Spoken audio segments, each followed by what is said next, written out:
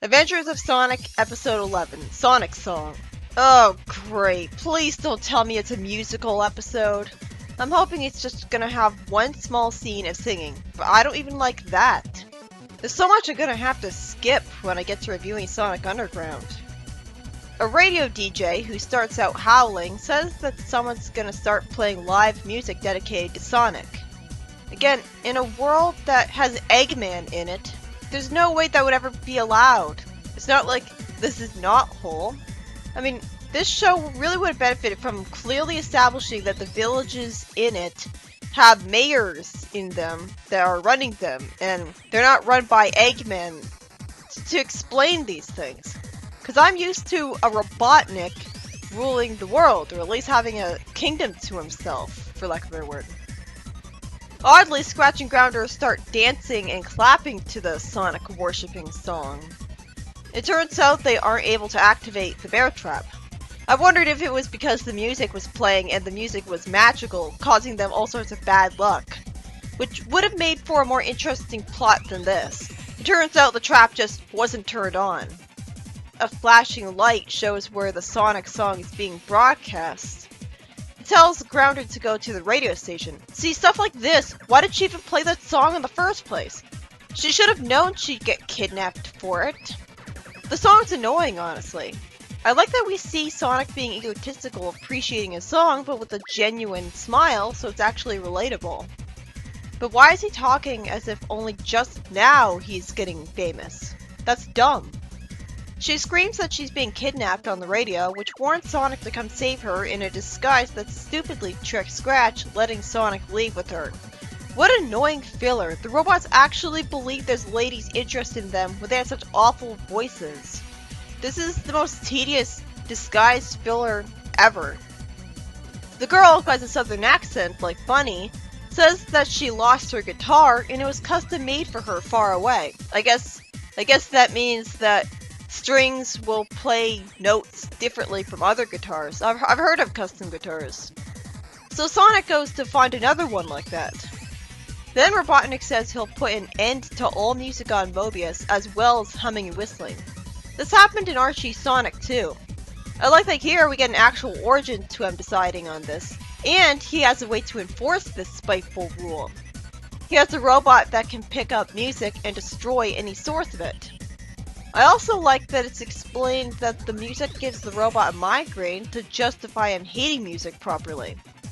But the fact that his voice is extremely annoying and nasally ruins his character. I didn't expect him to actually talk, and I wouldn't be surprised if the talking didn't add anything to the episode. Since she was saved too easily last time, it makes sense that the singer got kidnapped again. Fortunately though, Tails isn't kidnapped too, for once. But I don't see why they had the Looney Tunes rip-off Circle Surrounded by Darkness when they were cutting to an ad break during a serious scene where someone was getting kidnapped by an evil dictator. Like, is this being played as comedic? Caddy! Caddy!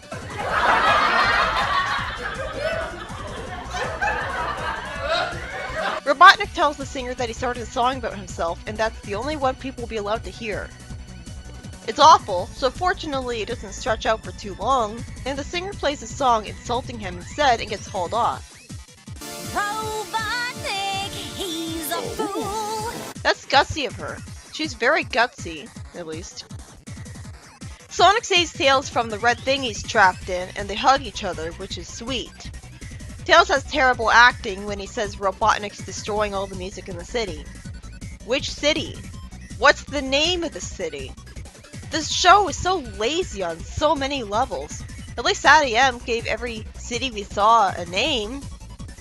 Sonic gets the music hater robot to chase him in full, but he grabs Sonic.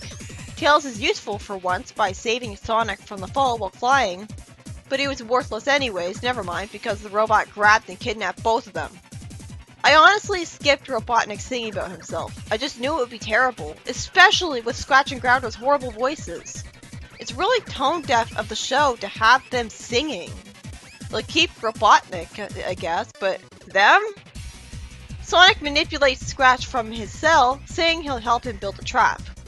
He tells Scratch to blow up the fuse of the music robot. Why would he do that? Like, Why would he be programmed to do that? In Scratch-Free Sonic, Grounder spills oil from a barrel on the floor, and Sonic tells them what to do to make a trap to catch him in Tails.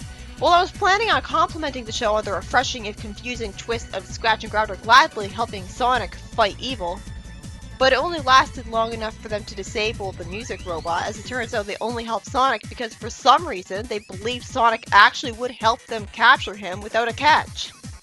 So they get captured instead, and Sonic finds the music equipment that were stolen. Sonic plays music to make the robot miserable. Music that sucks until he starts playing the electric guitar like in Sad AM.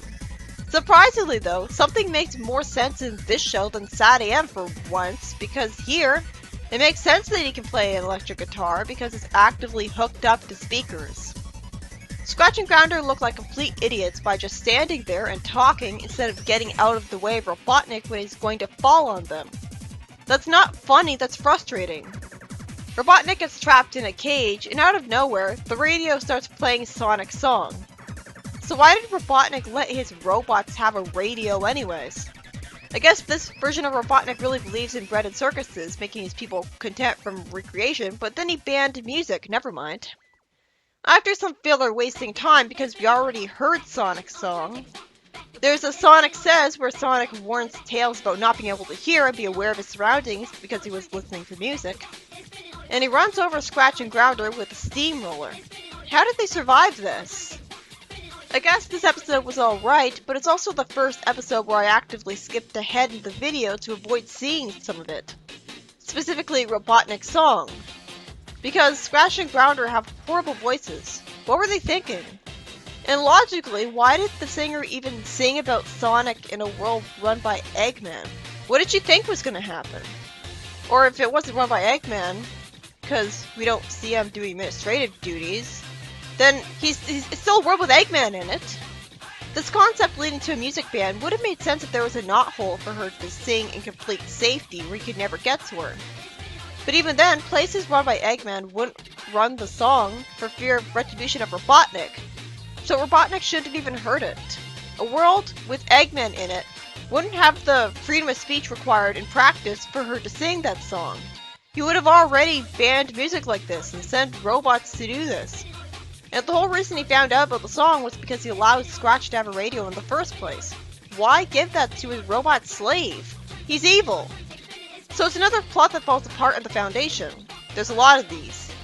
The song was annoying. It would have been better if there was more than just a few lines repeated endlessly with just one verse. How lazy. It wasn't a terribly annoying episode, but since all that's memorable is that annoyingly repetitive song, I don't care about it.